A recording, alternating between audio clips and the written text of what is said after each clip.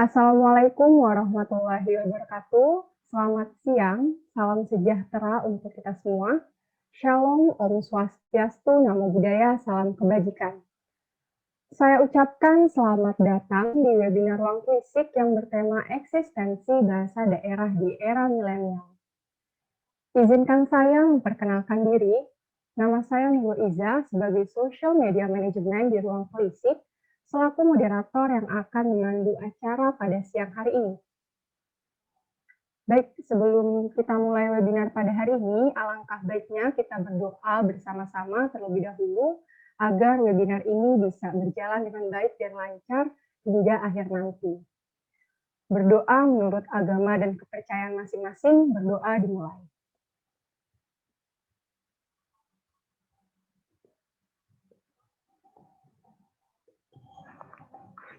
Cukup? Ya, selagi menunggu teman-teman yang lain, untuk teman-teman yang tidak berhalangan bisa di open cam kameranya, biar kita bisa lihat wajah-wajahnya. Bisa ya teman-teman yang tidak berhalangan, bisa open cam. Oke, sebelum mulai saya ingin bertanya dulu nih, teman-teman udah ada yang tahu belum nggak sih terkait ruang telisik? Mungkin udah ada yang tahu belum nih teman-teman terkait ruang telisik? Kan teman-teman ini kan daftar ya, daftar webinar di ruang telisik. Jadi mungkin sudah tahu gitu sekilas mengenai ruang telisik. Kira-kira ruang telisik itu apa sih gitu? Ada yang tahu? Oke, kayaknya masih ada agak bingung ya teman-teman, ruang telisik itu apa sih gitu. Jadi biar saya jelaskan secara singkat. Jadi menurut data dari UNESCO, Indonesia itu merupakan negara urutan kedua terbawah di dunia soal literasi. Jadi minat baca masyarakat Indonesia pun masih sangat memprihatinkan gitu, yaitu hanya sekitar 0,001% atau dari 1.000 orang, dari 1.000 masyarakat di Indonesia yang hanya bisa membaca atau yang hanya menggemar membaca hanya satu orang saja gitu. Jadi oleh karena itu kami menjadikan ruang telisik ini sebagai platform digital atau suatu wadah pegiat literasi yang bergerak di bidang linguistik, bahasa, dan budaya Indonesia. Selain itu, kami juga tergerak dengan mengadakan kelas dan seminar kepenulisan seputar ilmu kebahasaan dengan harapan tentunya untuk menjadikan tingkat literasi Indonesia menjadi lebih baik lagi dari sebelum-sebelumnya. Untuk visi dan misi sendiri, visi dari ruang telisik ini yaitu menjadi platform startup digital unggul, kreatif, dan inovatif di Indonesia yang mengedukasi masyarakat seputar linguistik, sastra, dan budaya. Dan untuk misinya sendiri yaitu ada meningkatkan kualitas sumber daya manusia di Indonesia melalui edukasi seputar linguistik, sastra, dan budaya. Lalu yang kedua ada meningkatkan keterampilan dan wawasan masyarakat seputar studi linguistik, sastra, dan budaya. Yang ketiga menjadi wadah dan menyediakan nilai positif khususnya bagi masyarakat Indonesia.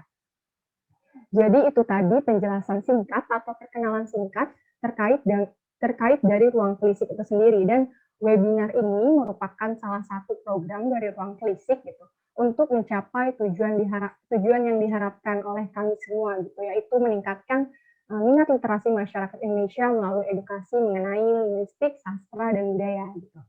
Oke, untuk selanjutnya sebelum kita memasuki materi inti ini teman-teman, saya ingin berkenalan dulu ya sama teman-teman gitu kan, katanya tak kenal tak maka tak sayang gitu. Maka saya mau berkenalan dulu nih sama teman-teman gitu. Jadi nanti teman-teman bisa on cam dan on mic dengan memperkenalkan diri, bisa disebut nama, dan ini kan kita lagi membahas mengenai bahasa daerah ya. Kita menyebutkan ini aja ya, nama, asal daerah, dan juga alasannya kenapa sih ikut webinar ini gitu. Mungkin ada teman-teman yang mau mengajukan diri sebelum saya tunjuk. Gimana nih teman-teman? Mungkin ada yang, iya Kak, aku aja gitu, sekalian mau tebar pesona gitu. Kali aja dari webinar ini langsung dapet jodoh gitu. Gimana nih teman-teman? Oke, karena nggak ada, Saya tunjuk aja ya orangnya langsung. Karena ini sebentar, saya pilih dulu orangnya. Oke, untuk Aprilia Salsabila. Halo Kak April.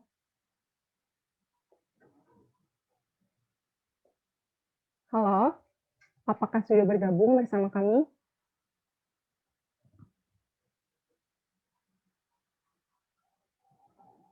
Oke, nggak ada kayaknya. Bisa langsung ke Kak Aisyah Asharini nih, Kak.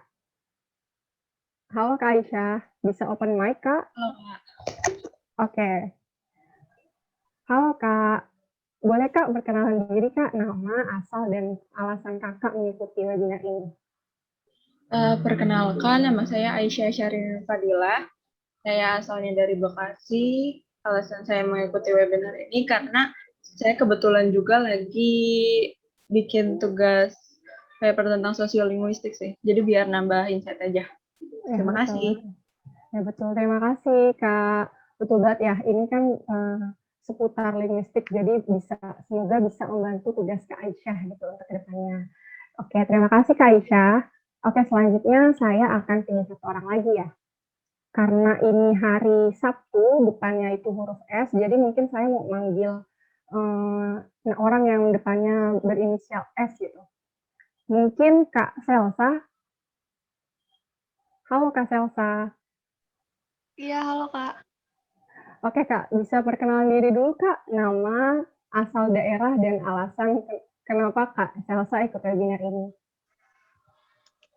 Nama aku Selsa Alifa Fandina dari Bekasi. Alasan ikut ini karena ingin nambah ilmu pengetahuan dan wawasan aja. Oke, keren banget Kak Selsa.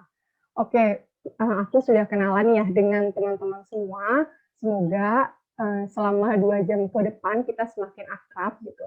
Dan aku ingatkan lagi ya, saya ingatkan lagi untuk teman-teman yang bisa on cam, bisa di on cam aja silahkan jika tidak berhalangan. Oke, baik. Saya akan mulai acara ini dengan membacakan ketentuan dan peraturan yang harus diikuti oleh teman-teman selama webinar berlangsung. Di sini ada ketentuan yang diikuti oleh para peserta webinar. Yang pertama, peserta diperbolehkan untuk menyalakan dan mematikan kamera secara acara berlangsung selama acara berlangsung. Kedua, peserta diharapkan untuk mematikan mikrofon selama sesi pembicara 1 dan 2 untuk menjaga ketertiban acara. Ketiga, peserta yang ingin bertanya dipersilahkan untuk menulis pertanyaan di kolom chat pada saat sesi diskusi dengan menggunakan bahasa Indonesia yang baik dan sopan. Dilarang menyinggung sara dan mengandung unsur pornografi. Yang keempat, pada akhir sesi acara, para peserta akan diberikan tautan Google Form yang diwajibkan untuk mengisinya sebagai bukti kehadiran dan pemberian sertifikat. Baik, mungkin teman-teman udah banyak yang tahu ya siapa yang akan menjadi narasumber kita atau pembicara kita nih pada webinar hari ini gitu. Jadi selama beberapa jam ke depan kita akan mendengarkan ilmu-ilmu yang bermanfaat dan mendapatkan insight-insight yang baru dari kedua narasumber kita yang sudah berpengalaman tentunya di bidangnya, yaitu Ibu Tri Winiasi M. Hum selaku peneliti Balai Bahasa Provinsi Jawa Timur, dan juga ada Kak Muhammad Dwi Prayogo selaku Duta Bahasa Jawa Timur tahun 2020. Sebelumnya saya informasikan bahwa webinar ini terbagi menjadi 2 sesi, yaitu sesi pembicara 1 dan sesi pembicara 2. Untuk teman-teman yang ingin bertanya, bisa langsung ditulis di kolom chat dengan format nama, asal, dan kepada siapa pertanyaan itu dituju. Dan jangan lupa pertanyaannya ya teman-teman. Kali aja kan lupa gitu, jadi cuma nulis nama aja. Oke, sebelum saya berbicara dengan Ibu Tri, mungkin saya akan membacakan CV dari Ibu Tri Winiasi M. Hum terlebih dahulu. Mungkin teman-teman operator bisa dibantu share screen. Oke, baik. Di sini ada Ibu Tri Winiasi M. Hum, tempat tanggal lahir Sidoarjo 9 Mei 1977, pendidikan S1 Sastra Indonesia Universitas Airlangga Surabaya, dan S2 Linguistik Universitas Negeri 11 Maret Surakarta. Pekerjaan PNS Balai Provinsi Jawa Timur sejak tahun 2001, jabatan peneliti bahasa, Pengalaman pekerjaan wartawan Jawa Pos 2001, guru Bahasa Indonesia SMP 2001 sampai 2002, dosen Universitas Terbuka 2002 sampai 2020, penyuluh bahasa, dan ahli bahasa. Alamat di Jalan Jeruk 103, Wage, Taman Sidoarjo. Untuk email ada di wiwin@yahoo.com dan untuk ponsel ada di 0856 30 277 65. Baik, kita langsung panggilkan saja ya Ibu Triwiniasi. Apakah sudah bergabung? Assalamualaikum. Waalaikumsalam Ibu, selamat siang. Selamat siang. Ini nama panggilannya benar Ibu Tri atau Ibu apa ya Bu? Biar saya enak manggilnya Bu. Ya. Oke, Ibu Wiwin. Selamat siang Ibu Wiwin. Gimana Bu Wiwin kabarnya? Alhamdulillah baik. Mbak Nurul ya? Iya Bu, betul. Alhamdulillah. Untuk kesibukannya lagi sibuk apa nih Ibu Wiwin akhir-akhir ini? Tetap kalau kesibukannya sih meneliti sama nulis jurnal gitu, terus sama itu karena saya KKLP Pembinaan Bahasa, saya mengurusi kegiatan penyuluhan bahasa dan penertiban bahasa Indonesia di ruang publik. Keren banget Ibu. Sudah berpengalaman banget Ibu sepertinya gitu di bidang bahasa ya Bu. Oke Bu, sepertinya teman-teman sudah tidak sabar lagi nih Bu untuk mendapatkan ilmu gitu, mendengarkan ilmu-ilmu baru dari Ibu Wiwin. Jadi Ibu Wiwin bisa langsung memaparkan materi, waktu dan tempat saya persilahkan. Oke Mbak Nurul.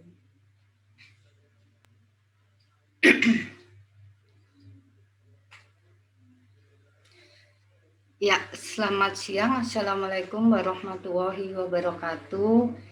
Ini pukul 1.15 ya, waktunya ngantuk. Semuanya pada berpuasa ini. Mudah-mudahan ya sampai nanti berpuasa. Biasanya ngantuk ya pukul segini. Perutnya udah agak bunyi-bunyi gitu ya. Tapi alhamdulillah ada 45 orang yang bergabung pada siang ini. Kita akan berdiskusi, bertukar pikiran tentang eksistensi bahasa Jawa di era milenial.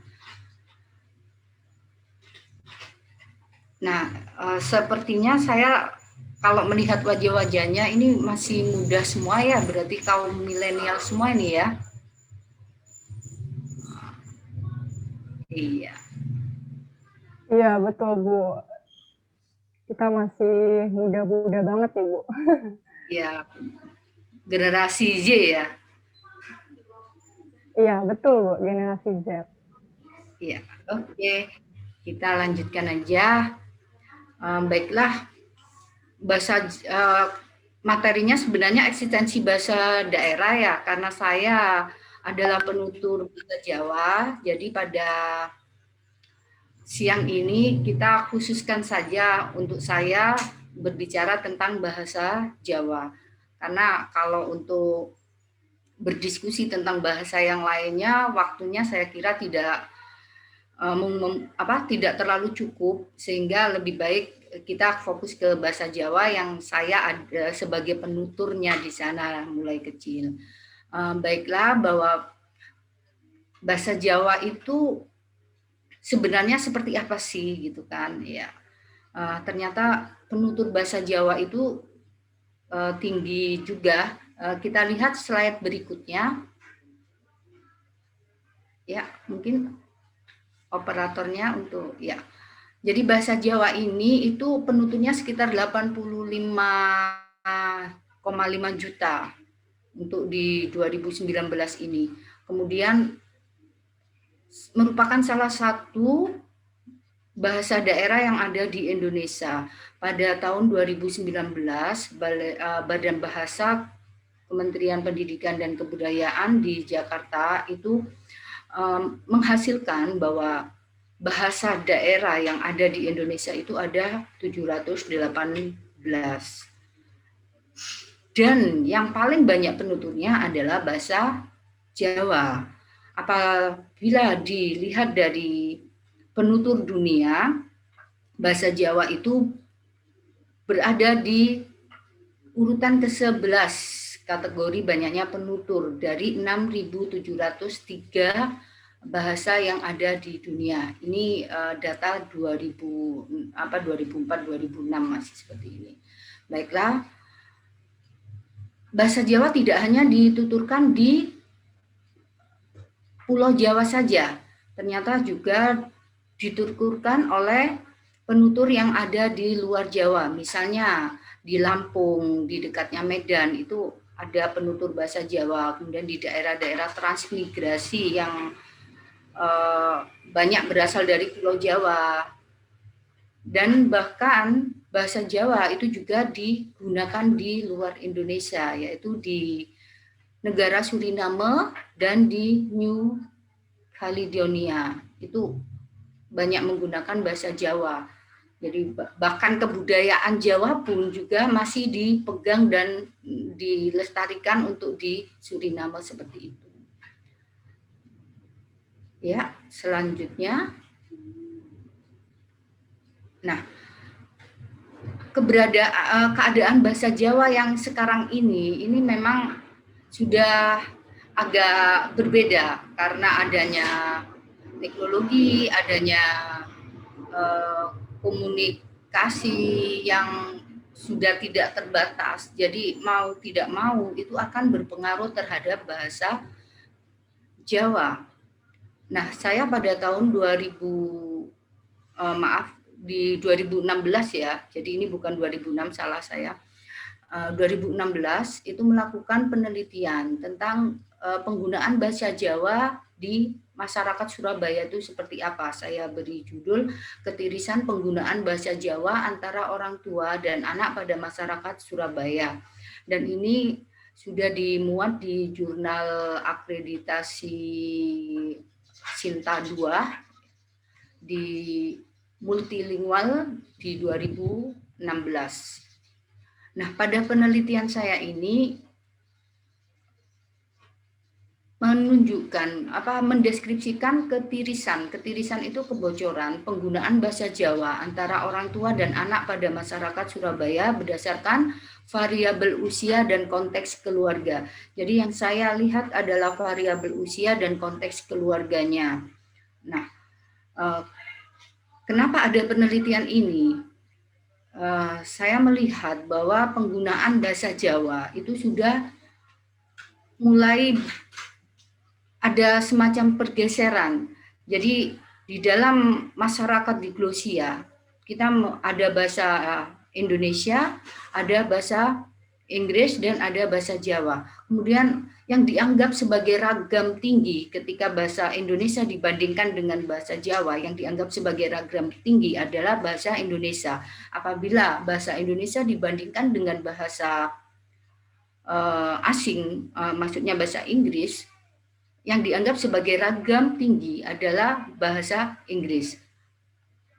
Akan tetapi semua ragam ini mempunyai fungsi di ranahnya masing-masing. Bahasa Jawa yang masih digunakan di dalam masyarakat sehari-hari itu yang seharusnya dianggap sebagai ragam rendah itu biasanya digunakan di dalam ranah keluarga.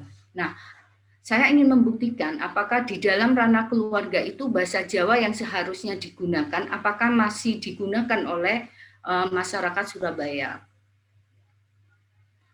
Ya, selanjutnya.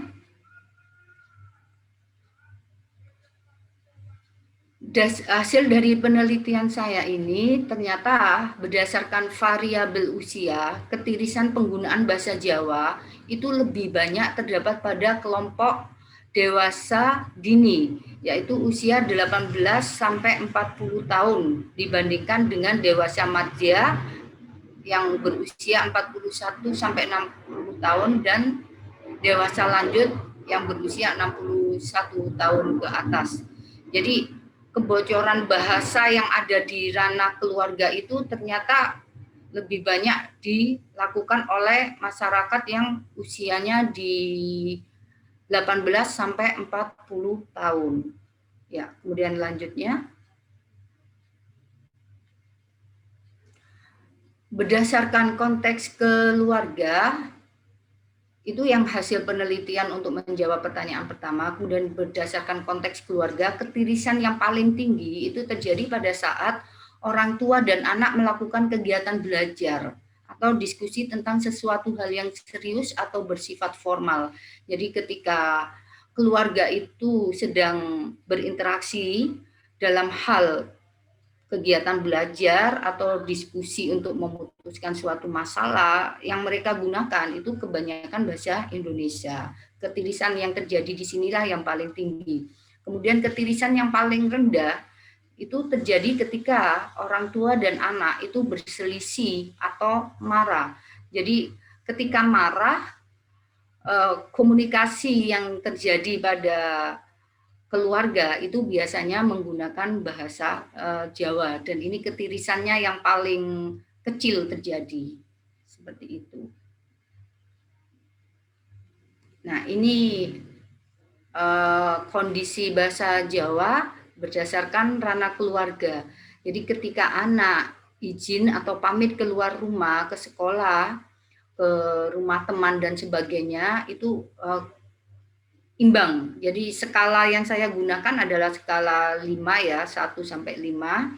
Jadi ketika dia banyak menggunakan bahasa Jawa, otomatis itu nilai skornya 1, kemudian semakin ke atas semakin tinggi. Jadi ketika anak pamit ke sekolah, ke rumah teman, itu berarti dia ada di tengah-tengah, yaitu 2,5 nilainya, berarti kebocorannya separuh menggunakan bahasa Jawa, masyarakatnya separuh menggunakan bahasa Indonesia. Kemudian ketika belajar atau diskusi tentang sesuatu yang serius atau formal, itu mereka banyak menggunakan bahasa Indonesia. Kemudian ketika diskusi atau ngobrol santai, bercerita tentang kegiatan sehari-hari atau kegiatan yang sebelumnya, itu ketirisannya bernilai 1,9. Kemudian ketika dipanggil, jadi menjawab ketika dipanggil atau menyaut ketika dipanggil, itu banyak menggunakan bahasa Jawa, tapi cukup tinggi juga yang menjawab dalam bahasa Indonesia. Kemudian ketika menelpon ternyata banyak menggunakan bahasa Indonesia. Kemudian ketika menyuruh itu juga banyak menggunakan bahasa Indonesia. Menasehati ini 50-50, jadi masyarakat separuh menggunakan bahasa Jawa, separuh menggunakan bahasa Indonesia. Kemudian ketika melarang itu juga sama, dan mengajak, ketika mengajak lebih banyak digunakan bahasa Jawa. Ini hasil penelitian saya tentang ketirisan penggunaan bahasa Jawa dalam ranah keluarga. Kemudian selanjutnya, nah, ternyata keadaan bahasa Jawa di masyarakat itu seperti itu. Yang seharusnya di dalam ranah keluarga itu fungsinya itu biasanya ragam rendah yang digunakan, tetapi saat ini itu sudah mulai bocor, sudah mulai ada ketirisan yang menggunakan bahasa Indonesia. Dan ini terjadi pada keluarga muda. Mungkin adik-adik, saya panggil adik-adik ya karena saya lebih tua dikit. Nah, kemungkinan di ranahnya adik-adik yang sekarang ini, kemungkinan ketika berkomunikasi dengan keluarganya juga seperti itu, karena fenomenanya terjadi semacam ini. Jadi mulai banyak kebocoran-kebocoran bahasa yang dulunya itu murni menggunakan bahasa daerah, sekarang menggunakan bahasa Indonesia. Karena ragam tinggi sudah mulai masuk di ragam yang seharusnya digunakan ragam rendah itu. Nah, ini saya juga agak bertanya-tanya kenapa kok terjadi seperti ini, dan ternyata ini juga sudah tidak hanya terjadi pada ekonomi yang menengah ke atas atau menengah atau yang ekonomi tinggi yang maksudnya biasanya agak gengsi menggunakan bahasa daerahnya di lingkungan keluarga, ternyata tidak, dan itu hampir rata. Seorang yang di Surabaya ya, ini fenomena di Surabaya, yang dia berasal dari daerah, kemudian tinggal di Surabaya, belum menetap, masih menyewa atau kos ya, dan mempunyai anak kecil, masih berusia sekitar 5 tahun atau berapa, masih balita.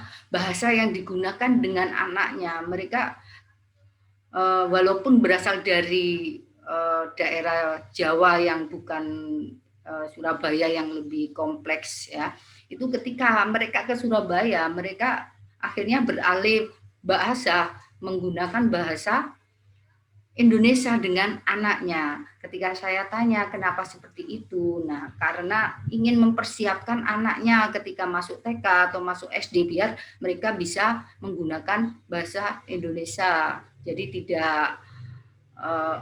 tidak pede dengan bahasa Jawanya karena takut anaknya nanti nggak paham ketika di sekolah dia menggunakan bahasa Jawa gitu. Akhirnya yang terjadi seperti itu. Nah, kalau keadaan ini akan berlangsung terus-menerus, bisa saja walaupun penutur bahasa Jawa itu banyak, ketirisannya akan menjadi semakin tinggi dan bahasa Jawa yang dikenal itu sudah tidak seperti yang lebih kompleks. Jadi hanya pada tataran komunikasi dengan teman, ketika dengan orang tua, akhirnya kromonya sudah hilang. Itu adalah akibat ketika di dalam ranah keluarga yang seharusnya menggunakan bahasa Jawa itu sudah mulai ada kebocoran. Nah, tapi di luar itu, ternyata bahasa Jawa ini di luar itu, bahasa Jawa yang ada di Indonesia ini khususnya di Jawa Timur ya, kalau ini saya lihat di fenomenanya di Jawa Timur itu masih diajarkan di SD, SMA, SMP dan SMA, SMK dan MAN yang sederajat. Jadi mereka masih mendapatkan mata pelajaran bahasa Jawa. Bahkan banyak keluhan juga sekolah-sekolah itu sangat kekurangan guru bahasa Jawa karena output dari perguruan tinggi yang menghasilkan sarjana bahasa Jawa itu outputnya tidak berbanding lurus dengan kebutuhan sekolah yang membutuhkan guru bahasa daerah. Jadi kalau mau jadi PNS dan cepat diterima itu ambil aja jurusan bahasa Jawa. Nah nanti lulus itu pasti udah diinden sekolah-sekolah yang pengen dapat guru bahasa Jawa. Ya. Kemudian selain itu bahasa Jawa itu juga mempunyai nilai jual sehingga digunakan dalam program televisi. Nah, khususnya di Jawa Timur itu ada televisi JTV ya. Nah, itu menggunakan berita, menggunakan pojok kampung, menggunakan bahasa Jawa, ngoko. Di situ itu dalam pemberitaannya menggunakan bahasa Jawa yang ngoko yang sehari-hari digunakan masyarakat Surabaya, dan itu ratingnya cukup tinggi dan orang yang mau beriklan di situ itu cukup mahal bayarnya, dan sampai sekarang itu masih menjadi program yang sangat program unggulannya JTV.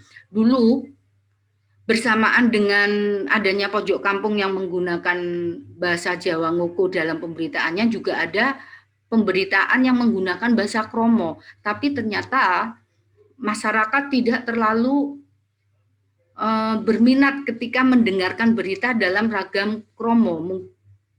Akhirnya pada saat ini program itu sudah tidak ada untuk yang program berita yang dalam bahasa Mataraman atau bahasa Jawa kromo itu sudah tidak ada di programnya JTV.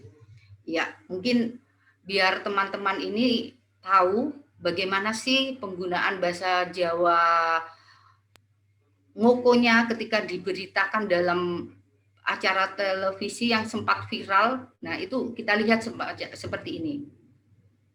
Angin pendel muter nara wilayah Kecamatan Kepanjen Kidul Kutha Blitar. Kadaden iki karena wit rubuh marek nipani omahe warga sampai rusak nemen.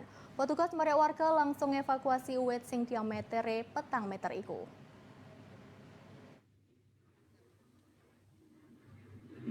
Yo ngene iki uwit ukuran gede sing rubuh mbarek nibani omah telu nang Kelurahan Bendo, Kecamatan Kepanjen Kidul, Kutha Blitar sore mau. Kedadian iku nggarana omahe Wiyono Suyatman mbarek untung rusak nemen. Gak mek ruang mburi, pawone yo rusak nemen. Genteng omahe roboh mbarek temboke jebol gara-gara keterak uwit sing diametere 4 meter iku. Pas kedadian wilayah Kecamatan Kepanjen Kidul digrujuk udan deres. Barengan ambek udan iku angin pentil muter ujuk-ujuk teko. Masih mek pirang menit tapi angin pentil muter nggarakno wit-witan roboh mbarek nibani omah. Kapolsek Kepanjen Kidul Kompol Agus Fauzi njlentrekno masih nibani omah telu tapi gak ana korban nyawa nang kedadian wit roboh iku. Tapi toroke uwong sing duwe omah dipethek akeh sampai atusan yuta. Sakmarine kedadian, warga mbarek diewangi polisi, TNI mbarek BPBD Kutha Blitar langsung kerja bakti ngetok uwit mbarek ngevakuasi barang-barang sing isok dislametno. Muhammad Imron Danu, CTV.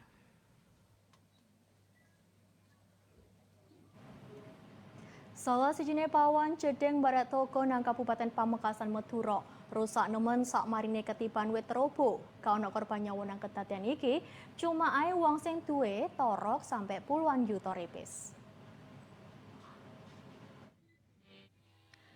Pawon barat jedeng wae warga Dusun Toron Semalem, Desa Mlumbungan Kecamatan Larangan, Kabupaten Pamekasan Madura, acur sakmarine ketiban wit roboh.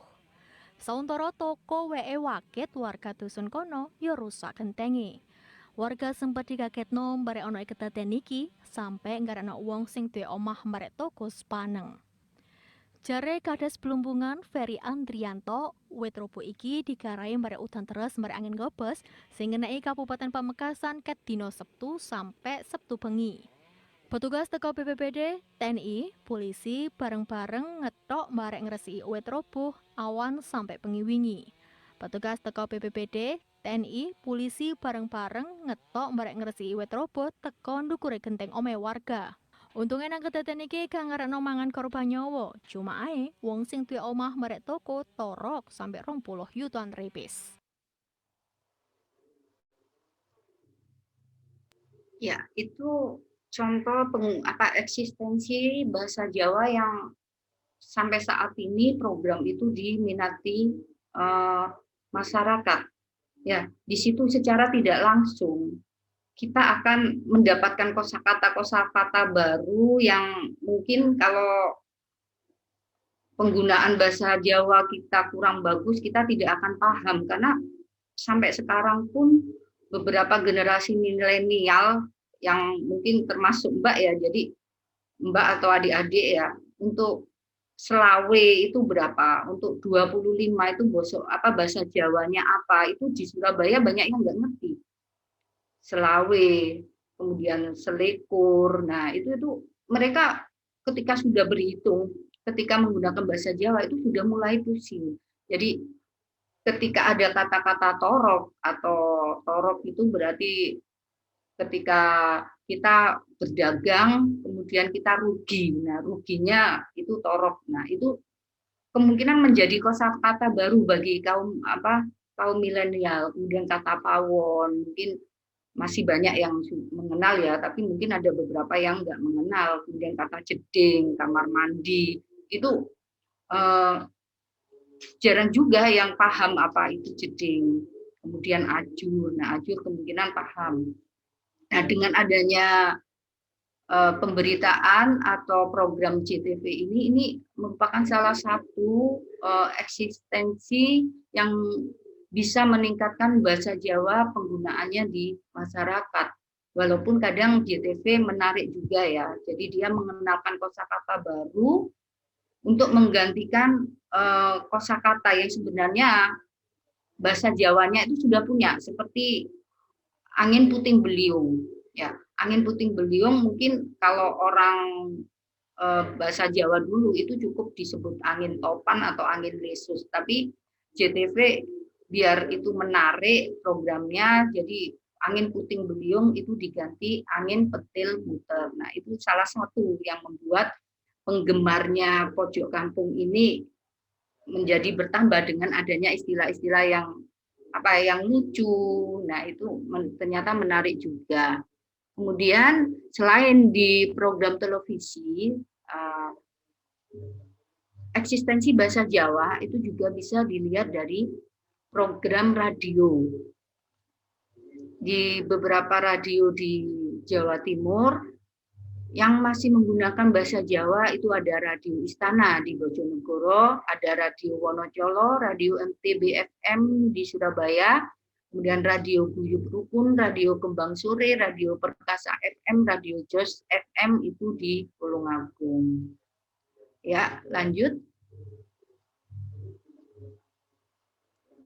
Nah, selain itu bahasa Jawa bisa digunakan di mana aja untuk memperkuat eksistensinya. Ternyata digunakan dalam lagu. Kita tahu almarhum Didi Kempot itu sangat terkenal dengan lagu bahasa Jawanya, sehingga kita akhirnya mengerti bahasa Jawa yang dilakukan melalui lagu-lagu Didi Kempot tersebut. Kemudian di Surabaya ada majalah berbahasa Jawa yang sampai sekarang itu masih eksis, yaitu ada Penyebar Semangat dan Joyoboyo.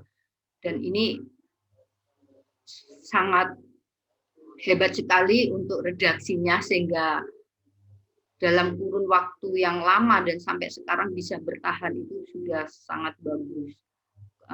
Nah, kebetulan di kantor saya di Balai Bahasa Jawa Timur, kami mempunyai majalah yang juga menggunakan bahasa Jawa untuk memperkuat atau untuk melestarikan bahasa Jawa, yaitu ada Titis Boso. Majalah ini berbahasa Jawa kromo, tapi kromonya tidak yang seperti di Mataraman, di dialek standar ya. Jadi intinya kami hanya untuk bahasa Jawa kromo saja, jadi tidak yang terlalu kromo inggil. Nah, itu kami menggunakan bahasa yang semacam itu ada pada majalah Titis Boso. Silakan teman-teman kalau ada yang berminat untuk menulis artikel atau membuat puisi atau apa yang menggunakan bahasa Jawa kromo, itu bisa menulis pada redaksi Titis Boso. Kemudian ada Aji Soko.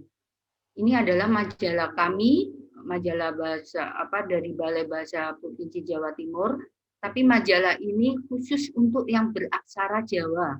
Jadi yang Hono Coroko.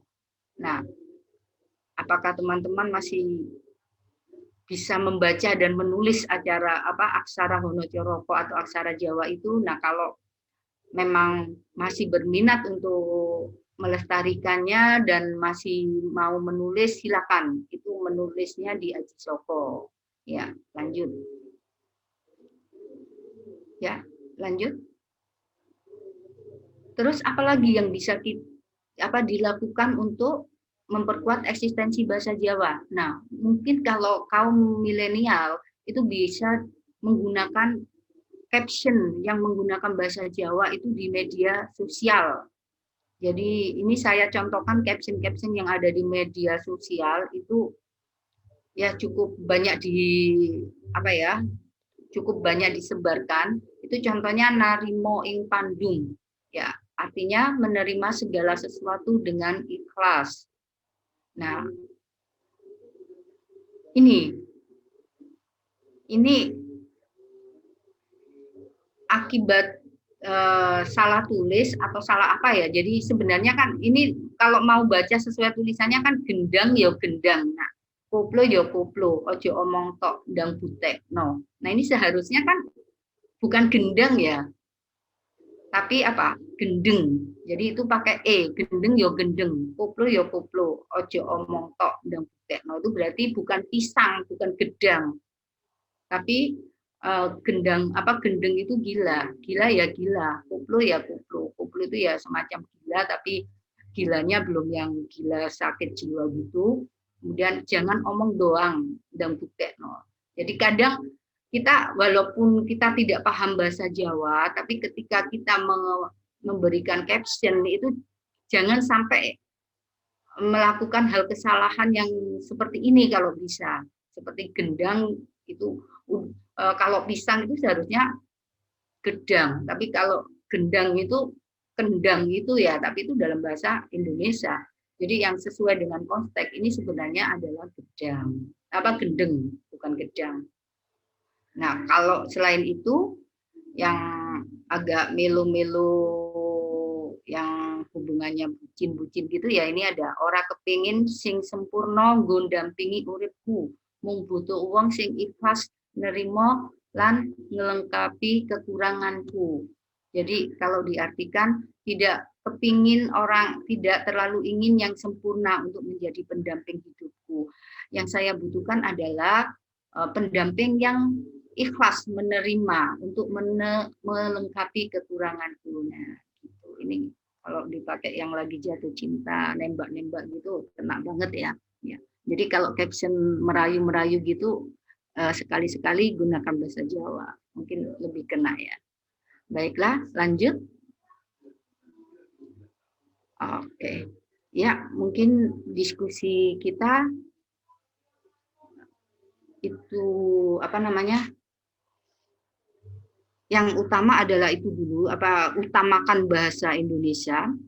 Jadi kita harus mengutamakan bahasa Indonesia, lestarikan bahasa daerah dan kuasai bahasa asing. Jadi kita mempunyai 3 keberadaan bahasa yang ada di Indonesia ini, sebenarnya kita fungsikan sesuai dengan fungsinya masing-masing. Ketika ketiga bahasa ini hidup berdampingan dalam fungsinya masing-masing, itu tidak akan ada yang merasa tergeser. Jadi ketika kita dalam ranah formal menggunakan bahasa Indonesia, itu kita utamakan. Kemudian ketika dalam ranah komunikasi non formal dalam ranah keluarga, seharusnya kita menggunakan bahasa daerah. Kemudian untuk menguasai teknologi dan keilmuan, kita juga harus menguasai bahasa asing. Ya, ketika ranah dan fungsinya itu kita gunakan sesuai ranahnya, mudah-mudahan ketiga bahasa itu akan tetap eksis di Indonesia ini. Ya, lanjut.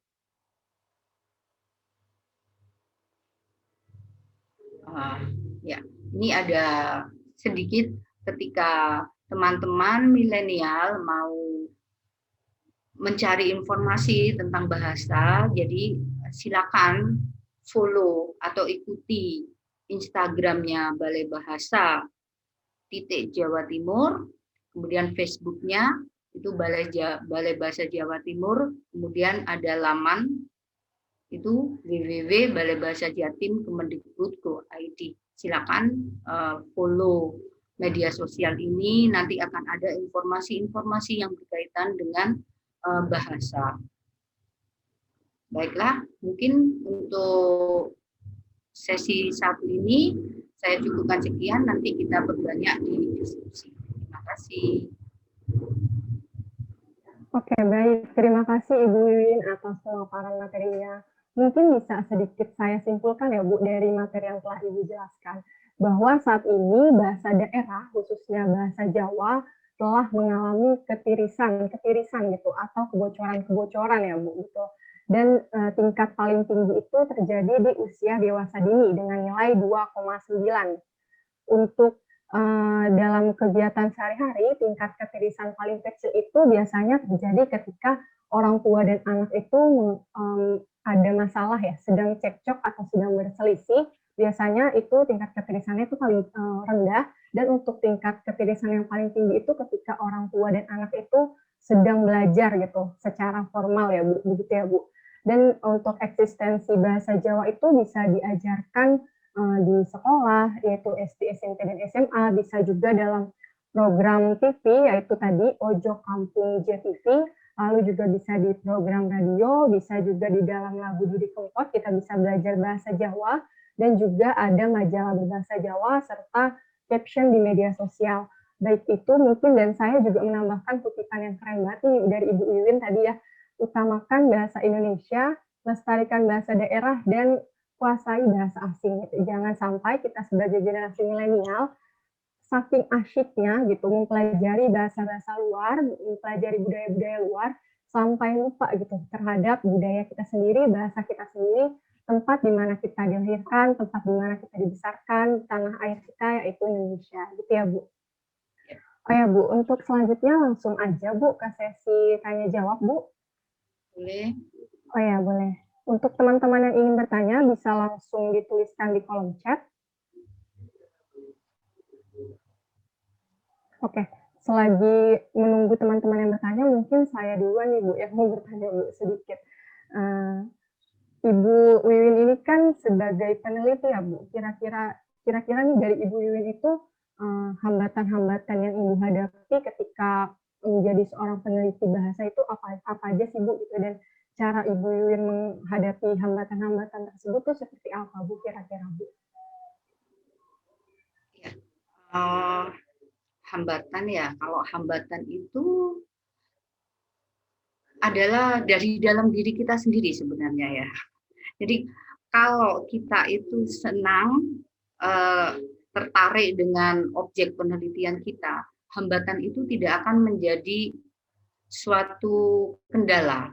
Tetapi ketika objek yang kita teliti itu sudah tidak menarik bagi kita, akhirnya ada aja hal-hal yang membuat itu terkendala. Jadi ketika kita di lapangan, ketika kita tidak mendapatkan data yang seperti kita inginkan, itu kita akan cepat capek. Tapi kalau kita menyukai apa yang kita teliti, walaupun di lapangan itu kita tidak dapat data, tapi karena kita pengen penelitian kita bagus, penelitian kita sempurna, jadi kita itu rela untuk berkorban sampai malam, sampai mencari data lagi, mengulang lagi. Itu ketika kita memang tertarik sekali dengan penelitian yang kita lakukan, sama halnya ketika kita juga menganalisisnya. Jadi tidak terasa, hampir tidak tidur, itu akan terjadi kalau kita memang tertarik sekali. Jadi kunci utama untuk dalam penelitian itu ya kita harus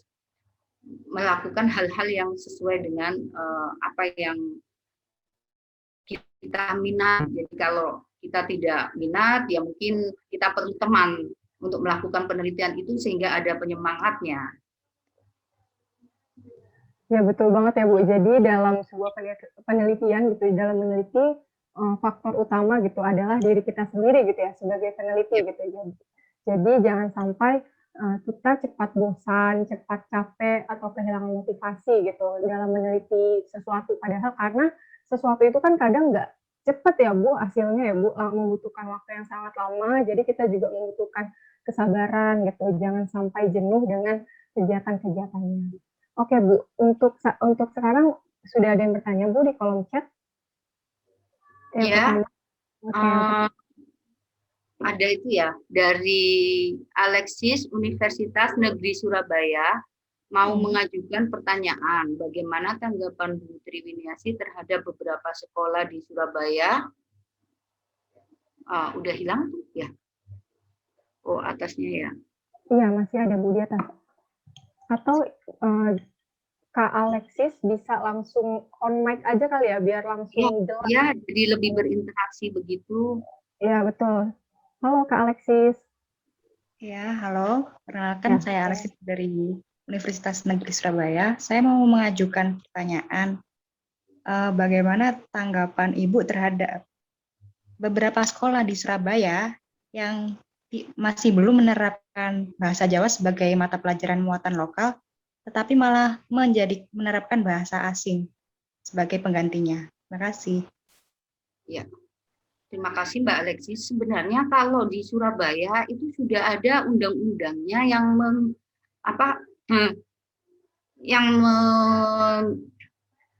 undang-undang dari peraturan gubernur. Jadi saya ikut membantu ketika penyusunan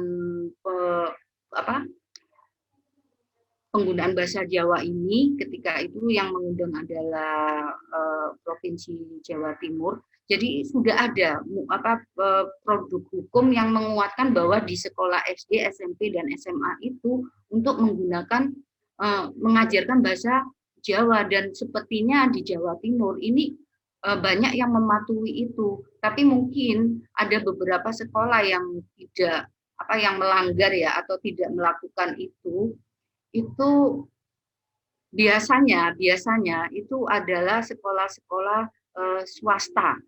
Sekolah-sekolah swasta yang mempunyai kurikulum tambahan selain kurikulum Dignas ya. Jadi bisa jadi itu di full day school yang mungkin lebih mementingkan bahasa asing, atau mungkin di sekolah internasional yang memang menggunakan bahasa asing.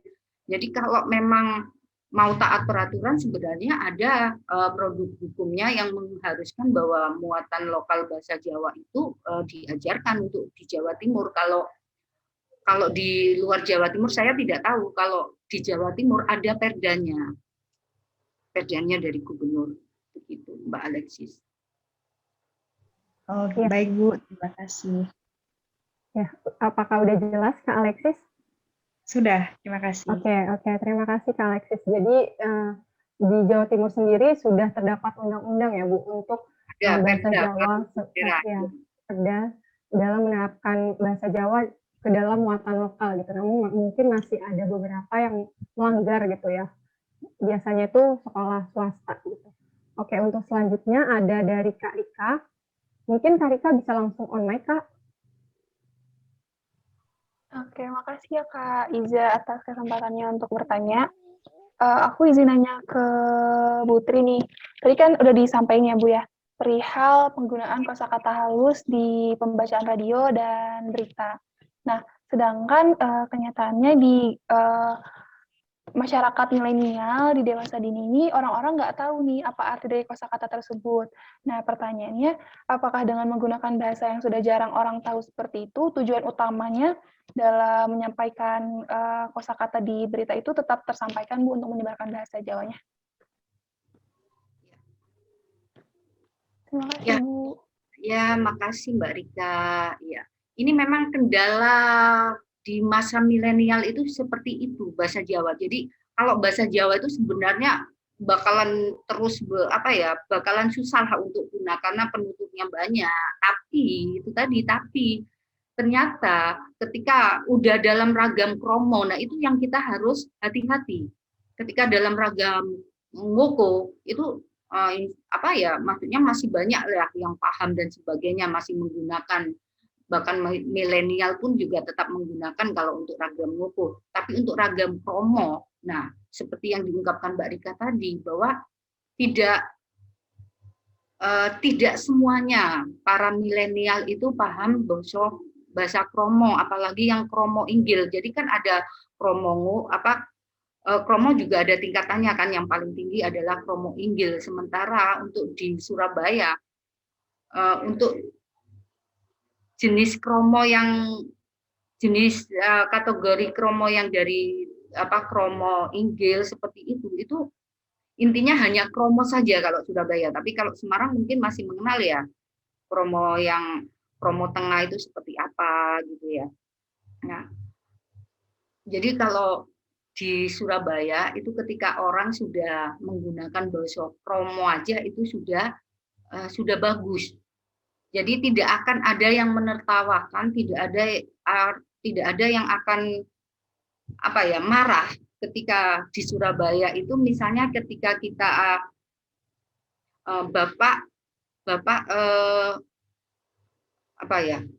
membahasakan dirinya sendiri. Jadi gini, kulo siram Bapak dahar gitu ya. Jadi artinya kan saya makan ketika Bapak dahar. Ketika saya siram, saya mandi ketika Bapak dahar. Jadi saya mandi ketika Bapak makan. Nah, itu kalau di Surabaya itu tidak masalah. Orang menggunakan bahasa kromo seperti itu tuh tidak masalah. Tapi kalau kita menggunakan bahasa yang semacam itu di dialek yang standar, kita pasti akan diingatkan, dinasehati bahwa yang ragam kromo yang semacam itu tidak benar, karena kita untuk diri kita itu kita tidak boleh membahasakan. Jadi jangan kita siram, tapi saya adus gitu kan ya. Tapi kalau di Surabaya untuk menghormati lawan penutur jadi sah-sah saja. Nah, itu ada perbedaannya semacam itu. Nah, untuk menjawab pertanyaannya Mbak Rika ya, jadi yang kita pentingkan sekarang itu kan para milenial itu paham bahwa untuk menghormati seharusnya kita menggunakan bahasa Jawa yang kromo. Jadi kita tidak usah yang kalau saya ya itu bolehlah kita mempelajari itu, tapi ketika kita belum mahir itu jangan takut untuk menggunakan bahasa kromo itu. Kadang karena ketakutan kita lebih baik menggunakan bahasa Indonesia dengan lawan tutur yang harusnya kita hormati. Nah, sebaiknya tetap saja kalau kita mau menggunakan bahasa Jawa kromo, silakan digunakan walaupun nanti ada salah, itu tidak apa. Tapi daripada kita takut akhirnya malah kita tidak jadi menggunakan bahasa Jawa kromo. Nah, seperti ternyata bahasa Jawa kromo itu mempunyai fungsi yang cukup tinggi ketika kita berkomunikasi atau berinteraksi dengan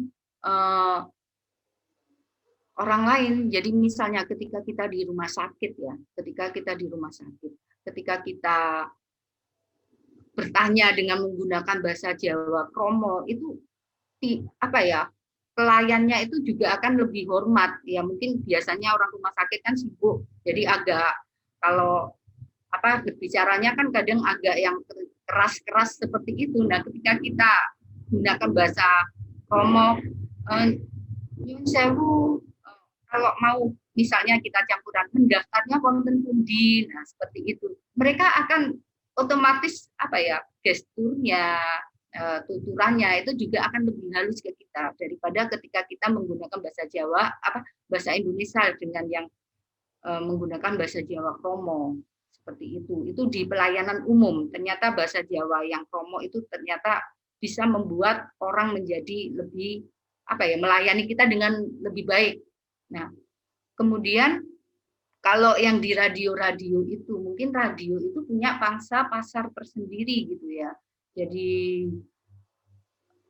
mungkin memang ketika pangsa pasarnya milenial mungkin itu harusnya ada radio yang khusus untuk para milenial sehingga bahasanya itu juga yang kekinian, terus promonya itu yang tidak terlalu promo inggil, tapi mungkin para pendengar yang memang peminat program di radio itu memang yang sudah tingkatannya yang memang sudah pemahaman bahasa kromonya itu bagus sehingga ketika milenial yang mendengarkan itu akhirnya tidak paham. Jadi mungkin memang pangsa pasarnya untuk program yang halus-halus itu memang untuk khusus mereka yang memang sudah mungkin usianya sudah dewasa yang madya itu.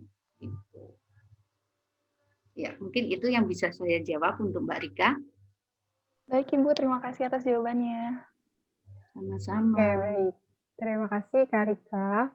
Untuk selanjutnya ada dari Kareta nih Bu, Kareta Yudi Setiawan. Untuk Kareta mungkin bisa on mic.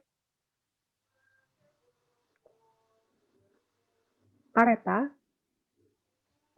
Oke, atau Kak ini dulu ya Bu, Kak Azahra Adha dan dia bilang lagi tidak bisa on mic, jadi saya akan bacakan. Di sini izin bertanya, sepenglihatan saya yang merantau dari Lampung ke Malang, di Malang ini bahasa yang banyak digunakan itu lebih ke bahasa kasar atau bahasa sehari-hari. Jadi orang-orang awam yang tidak mengerti bahasa Jawa, jadi lebih familiar gitu kepada bahasa Malangan atau bahasa kasar. Menurut Ibu, apakah fenomena itu baik untuk tetap melestarikan bahasa daerah? Terima kasih. Ya betul banget Bu. Saya sendiri pun juga sebagai orang Jawa gitu aja. Saya lebih familiar kepada bahasa Jawa yang kasar gitu Bu, dibanding bahasa Jawa yang halus. Bagaimana Bu? Iya, ini fenomena di Malang ya. Jadi Malang itu memang bahasa Jawanya tidak terlalu berbeda dengan bahasa Jawa di Surabaya ya. Jadi mereka cenderung menggunakan subdialek arean ya. Jadi memang bahasanya itu terkesan kasar, tapi kasarnya itu bagi siapa? Bagi para penutur non Jawa mungkin ya, tapi bagi orang Malang sendiri, bagi orang Surabaya sendiri, bahasa yang semacam itu tidak dianggap sebagai bahasa yang kasar karena memang dalam kesehariannya, dalam komunikasi sehari-harinya mereka menggunakan bahasa yang semacam itu dan memang fungsinya bahasa itu kan untuk komunikatif. Ketika memang digunakan dalam ranah sehari-hari yang komunikatif seperti itu ya kita gunakan bahasa yang seperti itu gitu. Ketika kita tiba-tiba harus biar tidak berkesan kasar kemudian menjadi halus, itu nanti malah komunikasinya tidak nyampe, ya kan. Jadi menurut saya kalau memang itu di Malang ya tidak apa-apa menggunakan bahasa Jawa yang arekan seperti itu, tapi mungkin untuk bahasa Jawa yang misalnya di Mataraman yang lebih tinggi, yang di dialek standar, mungkin di Solo, di Jogja. Nah, kita agak ngerem dikit kalau mau menggunakan bahasa yang seperti di Malang atau di Surabaya. Nanti ujung-ujungnya kita dicap sebagai penutur bahasa yang kasar. Jadi ya kita ikuti bahasa Jawanya mereka di sana seperti apa, biar kita juga fungsi komunikatifnya kena juga dengan mereka. Oke, baik Kak Azahra.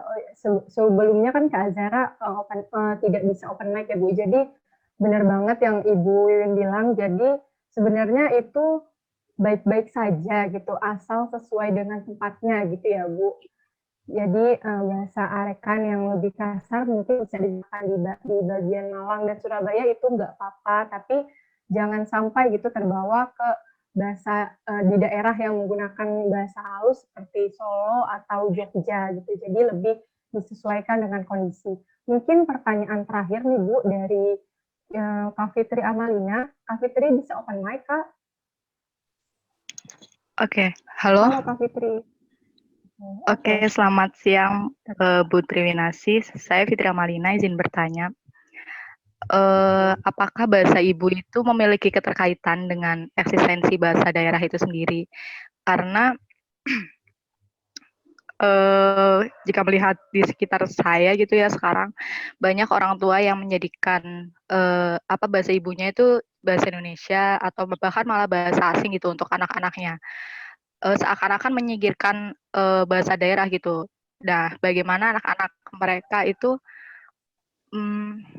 mengetahui bahasa daerah mereka sendiri, padahal mereka tidak orang tua mereka sendiri tidak memberikan pendekatan hal itu gitu. Begitu Bu, terima kasih. Ya, dengan Kak Fitri Amalina ya memang itulah yang terjadi pada saat ini Kak Fitri, bahwa kebocoran itu ternyata banyak diakibatkan di keluarga. Jadi orang tua itu memang sengaja mengajarkan bahasa Indonesia, mengajarkan bahasa asing ke putra-putrinya. Jadi mereka lah yang memang meninggalkan bahasa Jawanya atau meninggalkan bahasa daerahnya untuk tidak diajarkan di ranah keluarga. Akhirnya itu tadi bocornya di situ. Tapi kalau saya melihat seperti itu, ternyata walaupun itu memang berdampak besar, tapi itu tidak menjadikan bahwa mereka tidak menguasai bahasa daerah. Nah, kenapa? Karena ketika mereka berinteraksi dengan orang luar, tidak di ranah keluarganya, mereka tetap akan mendapatkan bahasa daerah itu dari lingkungan sekitarnya. Jadi ternyata di Surabaya pun itu saya lihat anak-anak dari keluarga itu dapat bahasa Jawa itu malah ketika mereka itu bersekolah. Jadi bukan dapatnya malah di rumah, bukan, tetapi ketika dapat di luar lingkungannya mereka bisa dapat bahasa kosakata bahasa Jawanya itu mereka dapatkan dari lingkungan. Jadi tidak di keluarga. Ya, itu memang yang terjadi seperti itu. Iya, betul banget ya, Bu. Gimana dari Kak Fitri?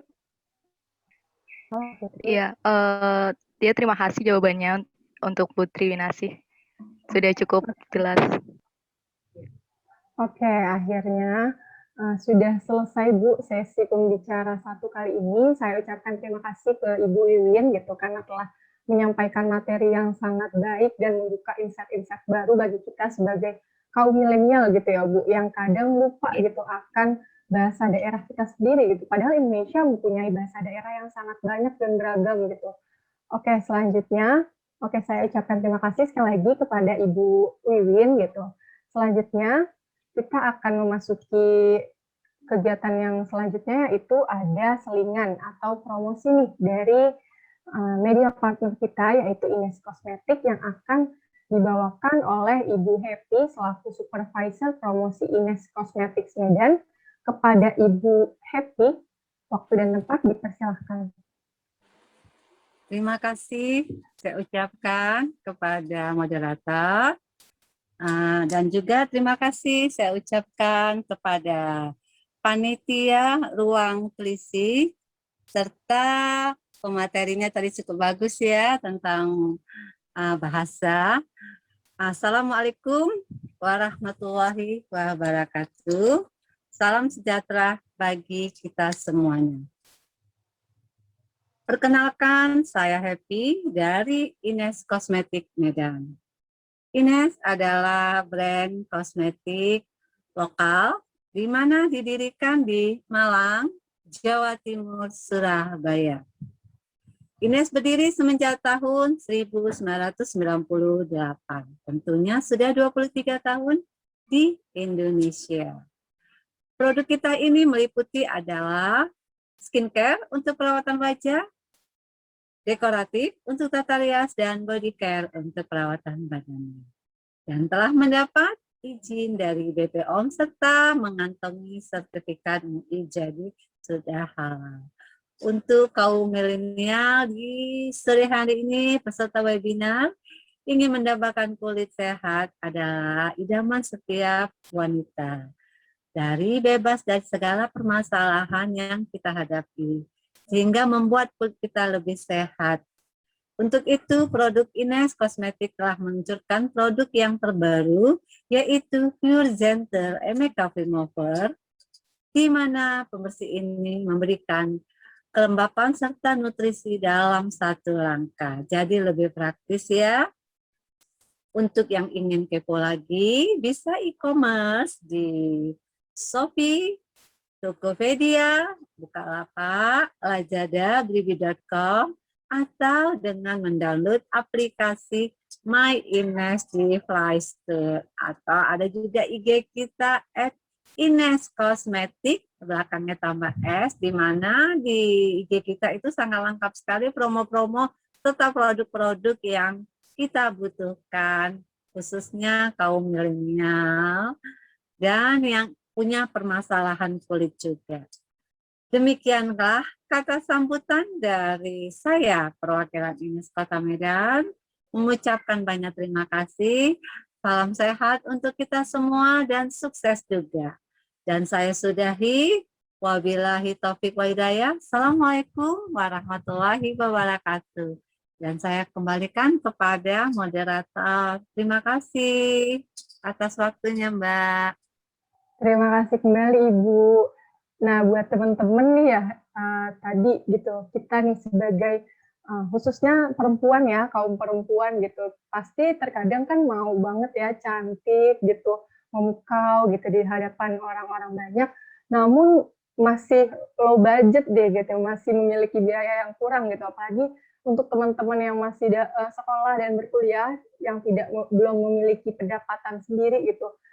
Nah, ini Ines Kosmetik itu memberikan solusi ya Bu, bagi kita semua gitu, bagi para remaja dan para dewasa awal yang ingin cantik namun tetap low budget gitu, yang tidak membuat kantong bolong lah intinya gitu. Dan untuk kualitasnya sendiri sudah tidak diragukan lagi gitu, karena Ines Kosmetik ini sangat terkenal gitu di bidang kosmetik dan perawatan kulit ya Bu. Oke, terima kasih kepada Ibu Happy sekali lagi. Oke, ya baik Bu. Untuk selanjutnya akan ada penyerahan sertifikat kepada Ibu Tri. Untuk teman-teman operator mungkin bisa dibantu share screen ya.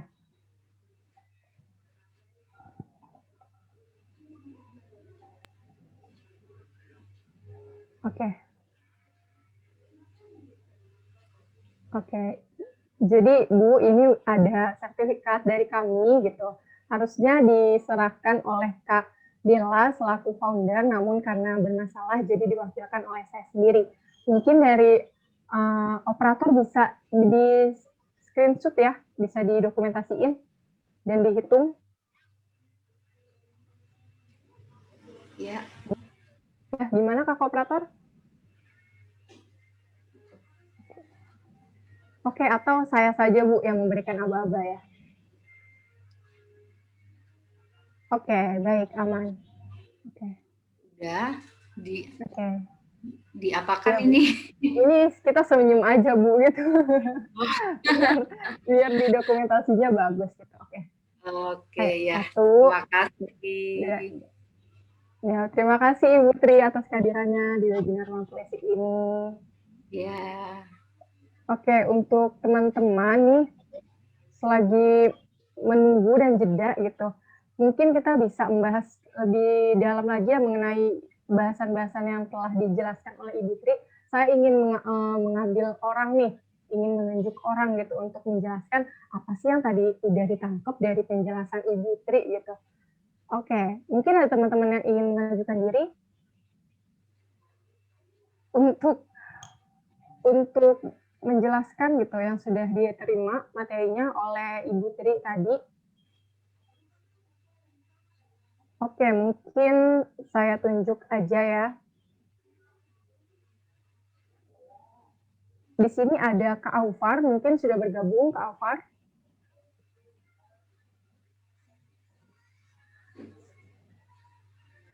Kak Aufar. Oke, mungkin atau di sini ada